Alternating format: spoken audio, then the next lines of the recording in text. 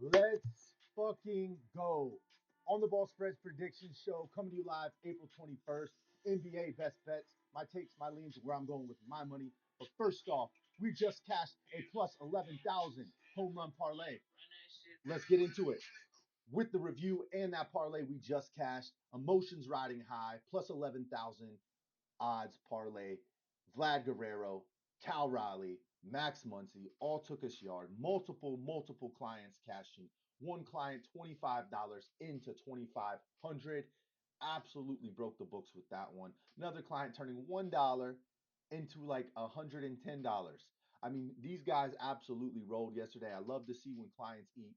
We have been in profit all April long, cashing. We are 14-6 on the month when it comes to winning and losing days. 14 days in profit, 6 unprofitable. We have been rolling this month in April, and yesterday wasn't just a profitable day. It was a bank building money Monday making day. It's always nice to say, hey, we were in profits. We went up 2 units. We went up 1 unit. We went up 3 units. No, yesterday we cashed big and we went up 30, 40 units across many clients. So it was just really nice. We were on the Orioles on the money line. Orioles cashed us against the Royals in extras.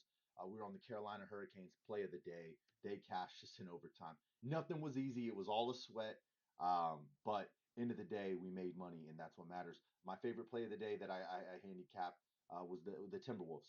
I wish I would have locked it up. I put it out as a premium straight plus 8.5, and on the money line, we cashed it. That's all that matters is winning, winning, winning. At the end of the day, if you're on the right side, because there's got to be a winner and there's got to be a loser and there's got to be a team that covers the spread and there's got to be a team that misses. So end of the day, you just got to have the right reads and leans and hope no funky sports shit happens because that's part of it as well. There's times where just the weird game of sport that it is a human individual who is playing the game does something he rarely does or makes a mistake that he rarely would make. So you just got to hope those aren't the situations when you're on that side because I've been on them as well. And I've also been on the side where they make the mistake in it and it helps you out. So, but yeah, man, let's get into it. Here we go. NBA best bets first up 76ers versus the Boston Celtics. I love the Boston Celtics here. I believe they have about a 2 point edge. I see this game ending around 102, 103, 76ers. Give me 119 or 120 for the Boston Celtics. I know and I don't believe that Jaylen Brown and Jason Tatum combined for almost 60 points again. I don't think that's the case. But I really like what I've seen out of Keta. I really like what I've seen out of Derek White, as well as Peyton Pritchard. They've played really good ball this year. Keta played a really good game. He didn't rebound the ball particularly well, but he's rebounded the ball against this team really well in the past. And if we go here and look at the matchups, man, you can see straight up that he's rebounded 17, 10, 8, 9. He's had a couple games that have been underwhelming, but his minutes are up now. Like this guy gets minutes. Derek White, I believe he's going to shoot the ball really well tonight.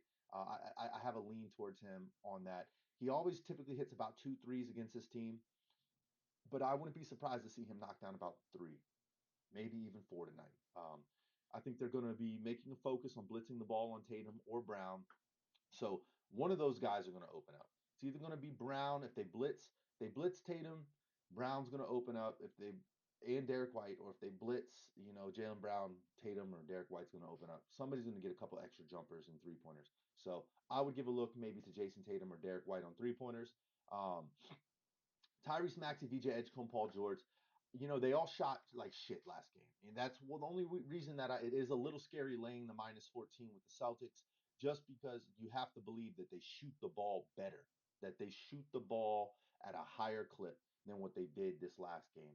I think it was Maxey was 1 for 5, Edgecombe 0 for 5, Paul George 1 for 2. He didn't look good at all. Paul George looked bad. Uh, there was only, I think Oubre's probably the only bright spot out of the first round game. I mean, Maxey still's Maxey, but outside of Maxey, there was no real bright spots. So we'll see what happens today with 76ers if they bounce back. I like my odds on the Celtics being on that side, turning it into another blowout. I think they have the highest potential to sweep a series, in my opinion, inside maybe the Thunder as well, but inside the playoffs, definitely in the East, they have the highest potential to sweep the series. So that's where I'm at on this one. I'll lay the minus 14. And I'll give a couple looks here, guys, while we're looking. It's got Jason Tatum for points and rebounds at 23. That's on the DFS prop. I don't hate that. I think we were on Tatum obviously the other day. His number is going to be way inflated over that DFS number, but we are on 8 rebounds and 25 points the other day. He ended up with 11 and 25. I think he's very valid for 20 points today and another 8 rebounds. So I think he has a really nice game there. Let's see where some leans are that the suspects are giving us here today. Peyton Pritchard, points and rebounds. That seems like it could be a nice spot there if you want to take a look. He had 12, 3, and 6. He would have just missed that by a 1.5 the last game. That might be a lean there, though. His average line is 20 and a half. Problem is, playoff numbers do come down. They do. Assist, they got the points and assists on the under on Tatum. I don't know if I agree with that, man. I think Tatum goes over on his points today. So I think Tatum's valid for anywhere between 20 to 23. I don't know if he hits that 25 number again. He's been right around that mid 20s number since he's come back. He is due for a big game. This could be the 30 bomb, but I don't necessarily would play that under on Tatum there. I think I'd rather look on the over on points and assists. Um, but yeah, there's a couple looks there, guys. And once again, you can always jump in here and do this. You click on the dollar sign, you click on hit rate. It's going to give you exactly where the values are for these players and where to fade them. And then what I'd like to do from when I get this, right? I go, okay, he's got value on points and assists. How often is this guy's line? Like, let's go just live and look at what his line is today on points and assists for VJ Edgecomb. And I'll tell you exactly how I handicap it for myself. Um, all right, I'm diving in here on FanDuel. I'm going to the combos, going to points and assists here. And they've got his line at 18 and a half. 18 and a half. Says his actual average is 21 and a half. So we're getting almost a 3-point swing, right? But we've seen that already. The books are giving. They know it's playoff basketball. They're lowering the lines even below these guys' regular season average. And if you look, it says his average here is 21 and a half. But if you look, he's missed that number 3 in a row. He was over that number 2 out of 4 here. So he's been missing that number quite a bit, even though there's some value there. VJ Edgecomb with the points and assists. Uh, he would have missed it here. He would have missed it. He would have hit it here. So like remember, it's 18 and a half today. So he would have hit the 18 and a half, hit the 18 and a half, hit it, miss, hit, miss, hit, miss, right? So this actual line that they gave him in the regular season is what they're looking at, right? And obviously the other night against Boston, it was 19 and a half. His average line is 20 and a half. So on normally they have his line set at 20 and a half to 19 and a half. Today it's at 18 and a half. So that's why there's value there. They're saying that he could get that, and I don't disagree. He doesn't assist the ball a ton. We can go ahead and take a quick peek at what does he do with assisting the ball. The last couple games, 3-1. He had an 11, 5, 8, 3, 1, 3. He had those two anomalies here where it's 11 and 8. I mean, you could give it a look, right? Like, and how I like to handicap is I call it my 20% rule. So 20% of 18 and a half is what, let's call it 3. All right. So he would need to hit 21 more often than he misses with, let's call it 16 or 15. So this is the problem here. It's not a sharp play because when he hits, it's at 20. He hit the 21 here, here, and here. So 3 times. When he's missed 17, 16, 18's a wash. The 20s are washes. We throw them out. So this isn't a true edge play. It's just value. I mean, it's value there. So that's what I do. I don't know if I would put this in my parlay. It's definitely a look. I'll write it down. I'll look at it and see, what other plays I find today. Because if for some reason you don't find a lot of edges, then you circle back to plays like this when you're making your parlay. And this could be a look. So, but once again, I always recommend staying on the team with more player props on the team that is projected to win. So Boston's projected to win. I would focus on those because if a blowout does happen, they're going to get their stats, and the reason the blowout happened is because the other team didn't play well. So that's what I would say in that instance. Um, I like Tatum today, though, guys. I think that Tatum has another big game. He's got value. I know it's got some fades on him, but I would argue that You could look at his points and his rebounds. You could look at his points and assists for sure. Um, as you can see, 29, 24, 38, 29, 30, 50, 38. And let's see where they got his line at today on points and assists. They got his line at 28 and a half. Yeah, I like it, man. I like it. 28 and a half. Let's take a quick peek. And it's just going off of the average actual, right? So like he's averaged this over the course of the games that he's played so far this season. He's been at 26, and they know it's at 28. So, or 31 sometimes is what it's comparing it to. The average line over the course of the season was at 31.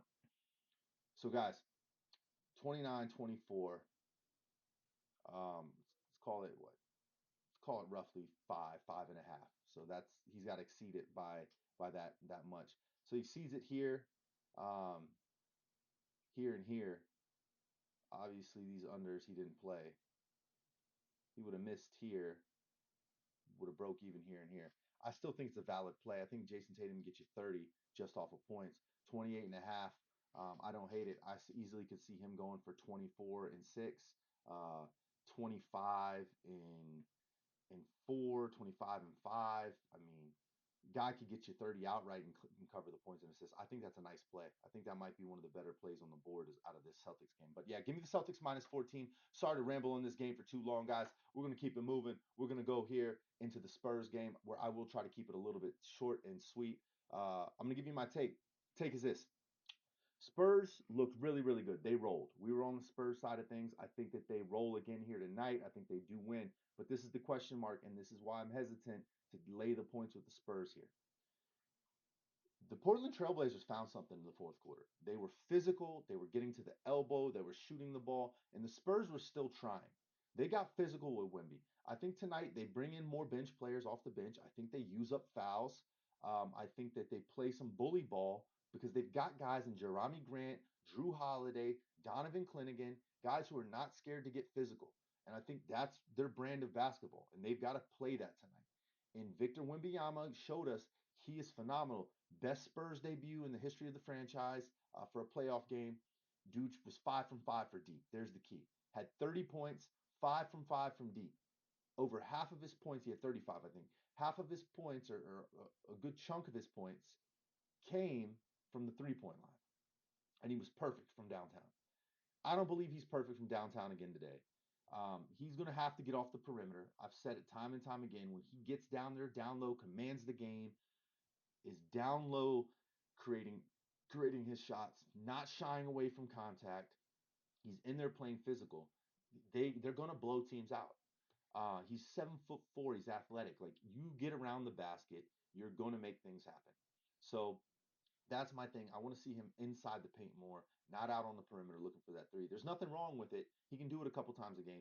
I just think he gets into that routine, and the problem is when the three isn't falling, it's not a good look, and he could get a 20 times better look by just being in the paint at 7'4". Point is this.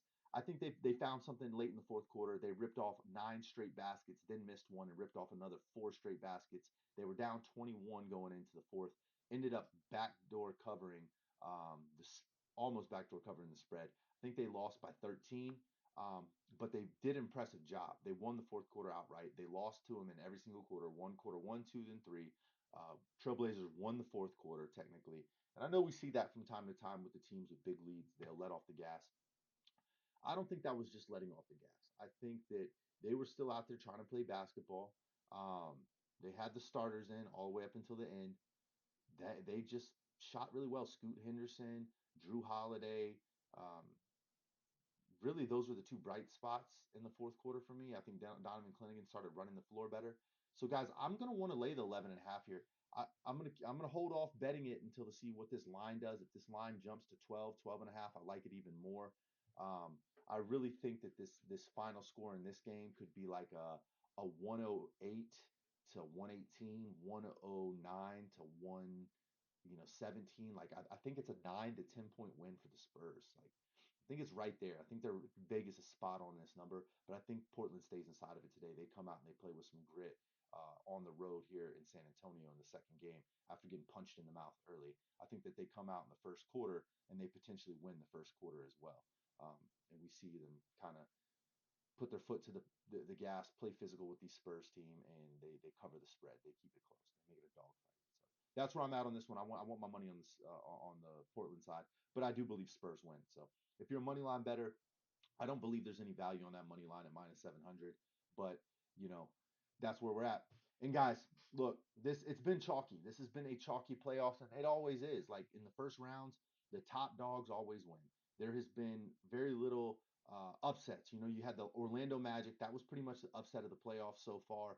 Then you obviously had the play-in stuff where the Magic beat the Hornets, where everybody thought the Hornets were going to win. But outside of that, we haven't really seen teams stay inside of a number. We saw that the Atlanta Hawks hit an upset yesterday. They beat the Celtics when they weren't supposed to. They had a great fourth quarter comeback win. McCollum played his ass off.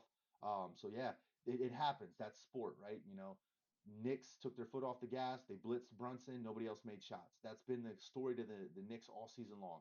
Can anybody do anything when Brunson's not cooking? Or can Karl Anthony Towns just be consistent and score the ball? You know, he had a monster game and then comes out and he's just kind of quiet, you know. But let's keep it moving, guys. Portland plus 11 and a half. Boston minus 14 takes me into this last game of the night. Trailblazers, San Antonio Spurs. Once again, guys, we went 3-1 on NBA every single day, or 2-1 yesterday. So 2-1 yesterday, 3-1 the day before. We've only taken one L on each game line in each day. Let's see if we can get this one right. Let's see if we can go 3-0 here today. We've been winning a lot of 2-1 days, 3-1 days here on NBA. I would love to see us go undefeated here and get every single game line correct. We've been hitting at a nice clip, but I want to see us start cashing some game line parlays. So here we go. I think the Rockets cover this thing. I shot the video last night and my audio wasn't working. I do believe that they cover this one. Minus 4.5, -5, wherever you get the line at. It opened at -4.5. Money poured into the Rockets just a little bit. Look, the Lakers are great. They needed LeBron James to almost have a triple double to win. Luke Kennard had 27 points. Luke Kennard shot 5 from 5 for deep. He's not that guy. Luke Kennard's not coming out again tonight and banging 5 for 5, 27 points, helping lift his team up. DeAndre Ayton, I believe, had 17 points. I don't even know. You know, let's check it out. How much did Ayton have? Was it 17? He had 19 and 11, double double. Man, Ayton is not that type of guy either. Like, can he step up and bring that type of offensive consistency? That's the question. Because if Ayton can do that, now we're talking. Now we have a really big time, LeBron James can dish to his big man around the hoop, create shots, get downhill, dish it off to Ayton. But like without Ayton, without Kennard, this team stands no chance. And if, Kevin Durant suits up tonight, which is looking like he's going to, he did miss the first game, but I don't see Kevin Durant missing another one here tonight. I think that they come out, they win this thing, they roll. I want to say that they win this thing by, 7 or 8, maybe even more. Problem is this offense, this Rockets offense hasn't been getting enough efficiency. But I think with Kevin Durant in the lineup, they will get the efficiency. Jabari Smith has been fantastic. Look what he's done against the Lakers. You just go into his matchup in the history here, and we'll see exactly what he's done. He's had some really good games 16, 18, 22, 16, 15, 18, 10. Take him for 15 and 6 tonight, guys. I mean, guys even rebounding the ball. His averages of 15 and 8. I like him for 15 and 6 tonight. You can give a look at his PR or his PRA. Dude plays his ass off. They need more production out of Şengün. I know Şengün had 19 last game, but man, 19 is not enough for a guy like this, man. This guy needs to be getting into the 20s. He did rebound assist well. PRA hit on Şengün. He played well, but they just don't get enough offensive production, in my opinion, across the board on some of these guys like Amin Thompson. Amin Thompson's been playing a lot better ball recently, but the Lakers just outscored them, point and blank. We were on the side of the Lakers. We were on the money line, but I don't believe that happens here again today. I think that the Houston Rockets win this thing. Give me the Houston Rockets. It's probably the best play on the board for NBA, -5. I just don't think that the LeBron James we saw the other night shows back up. They're going to need him to score the ball more tonight. He assisted and rebounded the ball just fucking fantastically. And then, you know, Kennard doing what he does. I don't see Kennard. Let's load this up. Let's see if it'll load here.